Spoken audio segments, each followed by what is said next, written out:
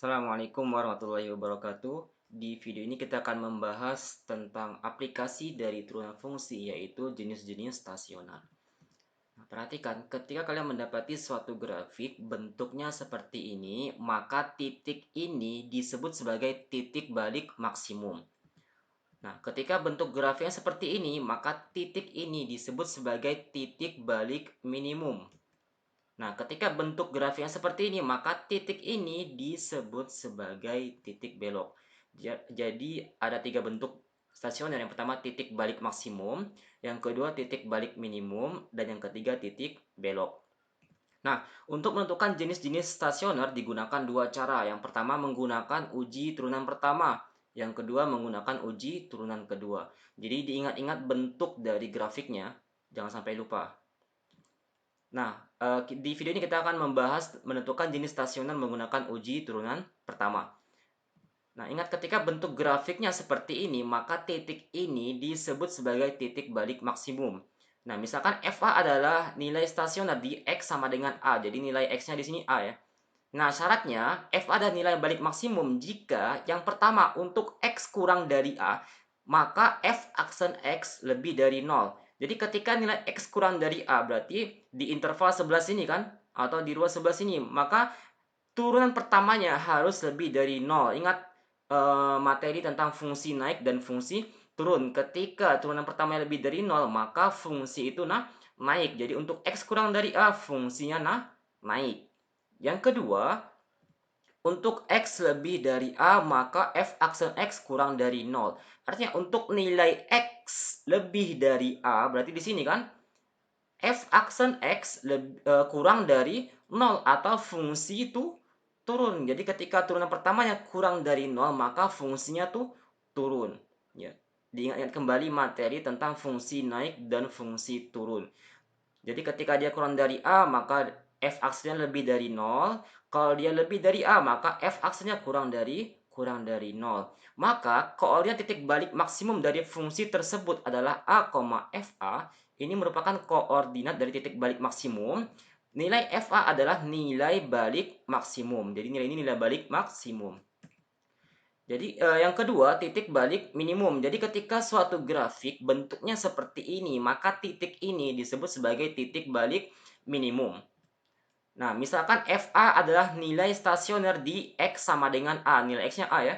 Nah, syaratnya FA adalah nilai balik minimum jika yang pertama, untuk X kurang dari A, maka F aksen X kurang dari 0. Ingat, ketika F aksen X kurang dari 0, maka fungsinya tuh turun. Jadi ketika nilai X kurang dari A, berarti sebelah sini kan, X kurang dari A, maka F aksen X kurang dari 0 atau fungsinya tuh turun. Yang kedua, untuk X lebih dari A, maka F aksen X lebih dari 0. Berarti untuk X lebih dari A sebelah sini, fungsinya turunan pertamanya lebih dari 0, maka fungsinya naik. Berarti sebelah sini untuk X lebih dari A, fungsinya naik. Berarti bentuk grafiknya nantinya akan seperti ini ketika fungsinya seperti ini ya. Jadi ketika nilai X-nya kurang dari A, maka turunan pertamanya kurang dari 0, berarti turun. Untuk X lebih dari A, maka turunan pertamanya lebih dari 0, sehingga fungsinya naik. Berarti kesimpulannya, koordinat titik balik minimum dari fungsi tersebut adalah A, FA. Ini merupakan koordinat titik balik minimum. Kemudian nilai FA adalah nilai balik minimum, nilai ini. Nah, untuk lebih memahami tentang nilai titik balik maksimum dan titik balik minimum, perhatikan contoh soal berikut. Dengan menggunakan uji turunan pertama, tentukanlah jenis dan nilai stasioner dari fungsi fx sama dengan x kuadrat dikurang 2x dikurang 8. Nah, tanpa kita mencari tahu, sebenarnya grafik ini bisa kita lihat ya. Ketika nilai A-nya positif, maka grafik terbuka ke atas ya, terbuka ke atas. Perhatikan gambar berikut. Nah, grafiknya pasti seperti ini. Silahkan dibuka lagi materi matematika wajib kelas 10 tentang grafik fungsi persamaan kuadrat atau fungsi kuadrat ya. Ketika nilai A-nya ini kan A, AX kuadrat ditambah BX ditambah C. Ketika nilai A di sini positif, maka grafik pasti terbuka ke atas. Maka titik ini, karena bentuk grafik seperti ini, maka titik ini disebut sebagai titik balik minimum. Nah, untuk lebih memahami konsep yang telah dipelajari sebelumnya, silahkan perhatikan langkah-langkah penyelesaian berikut. Jadi ini hanya sekilas ya, mengulang kembali materi kelas 10. Nah, ingat syarat suatu stasioner yaitu turunan pertamanya nilainya harus sama dengan 0. Turunkan berarti 2. Di sini kan 1 kan. 2 dikali 1 berapa? 2. Pangkatnya 2 dikurang 1 berarti 2x. Dikurang 2 ya. Berarti 2x dikurang 2 sama dengan 0. Berarti 2x sama dengan 2. X sama dengan 1. Ya, bukan pindah ya, tapi kedua ruas kita bagi 2. Ingat dalam matematika tidak ada istilah pindah ruas. Nah, di sini kedua ruas kita bagi 2 menggunakan sifat kesetaraan. Jadi ketika ruas kiri kita bagi 2, kalau dibagi 2 berapa? X. Ruas kanan juga harus dibagi 2, sama-sama dibagi 2 biar adil. Maka 2 dibagi 2 1, diperoleh nilai X sama dengan 1. Nah, kita akan melakukan pengujian. Di X sama dengan 1 berarti di sini kan. Nah, ingat nilai 1 ini tidak boleh kalian substitusikan ke persamaan ini. Kenapa? Hasilnya pasti 0, iya kan? Ini kan apa? Pembuat 0 dari sini, maka kalau disubstitusikan pasti 0 nilainya. Berarti kita ambil nilai, sebarang nilai boleh dilebih dari 1 atau kurang dari 1. Di sini saya akan menggunakan X sama dengan 0. Kenapa? Lebih mudah menghitung yang jelasnya. Nah, ingat letak 0 kan di sebelah kiri kan? Kalau di garis bilangan jangan lupa letak 0 di sebelah kiri, di interval sebelah sini.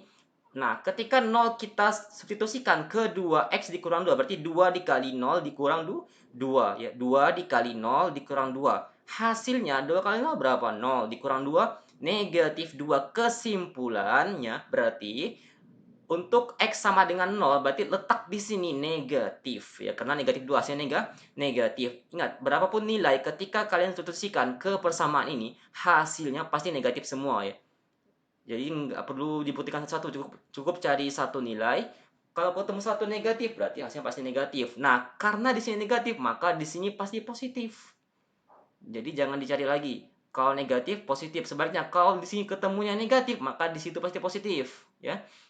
Nah, ingat materi tentang fungsi naik, fungsi turun. Ketika nilai di sini negatif, maka fungsinya ya kurang dari 0. Negatif kan? Kurang dari 0 artinya tuh turun. Yang pertama dia turun. Nah, ingat ini titik apa? Titik stasioner. Artinya titik di mana fungsi tidak naik, tidak juga turun. Ya, ingat materi tentang fungsi titik stasioner, yaitu titik di mana grafik tidak naik, tidak juga turun, tetap artinya. Jadi pertama dia turun, kemudian di sini dia tetap tidak naik dan tidak turun. Positif berarti naik lagi. Nah, kalau digambarkan kurang lebih seperti ini ilustrasinya. Sama kan? Nah, terbuka ke atas. Nah, ketika bentuk grafiknya seperti ini, maka titik ini disebut sebagai ya titik stasioner ini disebut sebagai titik balik apa? Titik balik minimum. Maka X sama dengan 1 adalah titik balik minimum.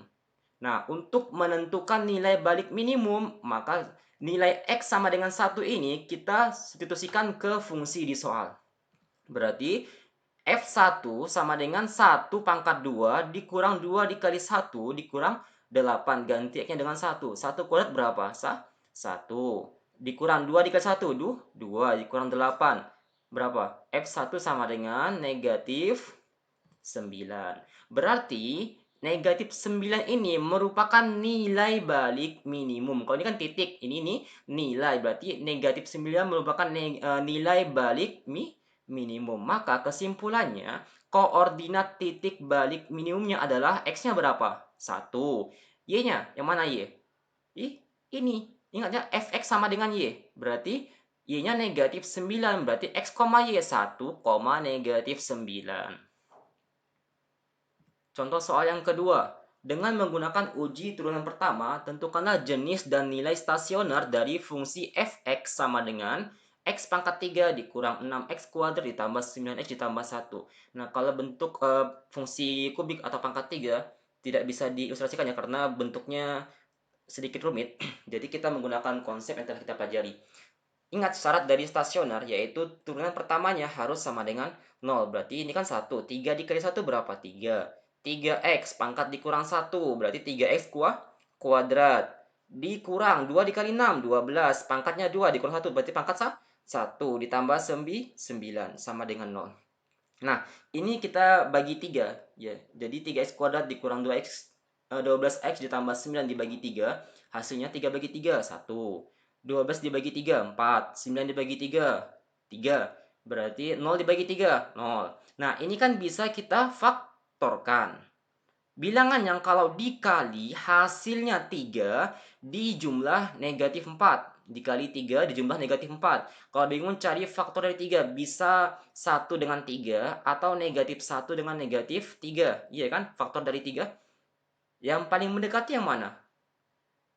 Negatif 1 dan negatif 3. Kalau dikalikan berapa? 3. Dijumlahkan negatif 4. Maka persamaan ini dapat dituliskan dalam bentuk faktornya.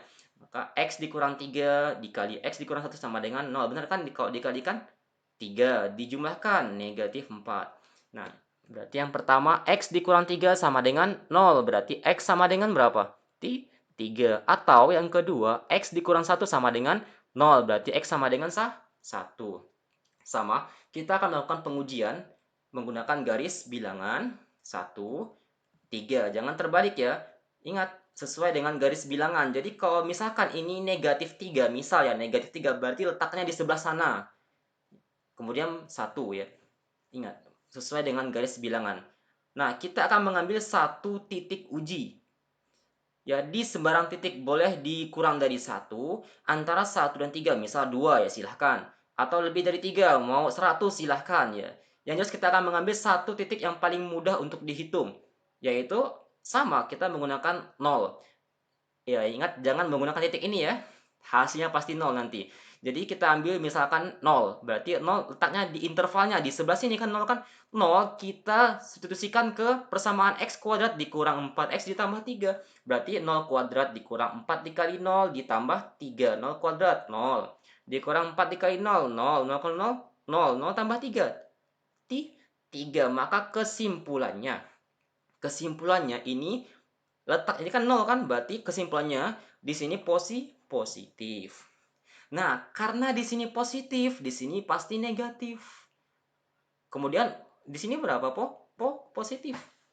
Jangan lupa materi kelas 10, materi pertidaksamaan, ya. Jadi kalau ditemukan satu nilai, yang lainnya menyesuaikan berlawanan tanda ya. Jadi kalau misalkan di sini ketemu negatif, maka di sini positif, di sini pasti negatif. Nah, ingat, ketika nilai ini positif, maka grafiknya naik kan? Positif kan naik. Naik. Ini titik stasioner tetap. Kemudian di sini dia tuh turun karena negatif. Nah, ini kan titik stasioner berarti tetap lagi. Yaitu titik di mana fungsi tidak naik dan tidak turun. Positif naik lagi. Jadi kalau digambarkan, diilustrasikan seperti ini bentuknya. Naik, tetap, turun, tetap, naik. Maka kesimpulannya titik ini pada saat dia di sini, karena bentuk grafiknya seperti ini, maka titik ini disebut sebagai titik balik maksimum. Sedangkan ini bentuk grafiknya seperti ini, maka ini titik balik minimum. X sama dengan 1, titik balik maksimum ya. X sama dengan 1. Maka untuk menentukan nilai balik maksimum, kita substitusikan nilai X sama dengan 1 ke fungsi yang disoal. Berarti 1 pangkat 3 dikurang 6 dikali 1 pangkat 2 ditambah 9 dikali 1 ditambah 1. 1 pangkat 3 berapa? 1. Dikurang 1 pangkat 2, 1 dikali 6, 6. Ditambah 9 dikali 1, 9 ditambah 1. 9 tambah 1, 10. Ditambah 1, 11. Dikurang 6, 5. Maka nilai balik maksimumnya adalah 5 ya. Ini kan nilai balik maksimum. Maka kesimpulannya koordinat titik balik maksimumnya ini kan X1. Ini kan Y 5 berarti 1,5. Yang kedua, X sama dengan 3 adalah titik balik minimum. Jangan lupa ya, ini titik balik minimum. Maka untuk menentukan nilai balik minimum, nilai ini kita substitusikan ke persamaan, ke fungsi di soal. Berarti F3 sama dengan 3 pangkat 3 dikurang 6 pangkat 3. Maaf, 6 dikali 3 pangkat 2 ditambah 9 dikali 3 ditambah 1. 3 pangkat 3 berapa? 27. Dikurang 3 pangkat 2, 9 dikali 6, 54. Ditambah 9 dikali 3, 27 ditambah 1. 27 ditambah 27, 54. Dikurang 54. 0. 0 tambah 1. 1. Berarti kesimpulannya, nilai 1 ini merupakan nilai balik minimum, maka koordinat titik balik minimumnya X-nya 3, Y-nya 1, maka 3,1. Demikian, semoga dapat dipahami dengan baik. silahkan diulang-ulang videonya sampai paham. Assalamualaikum warahmatullahi wabarakatuh.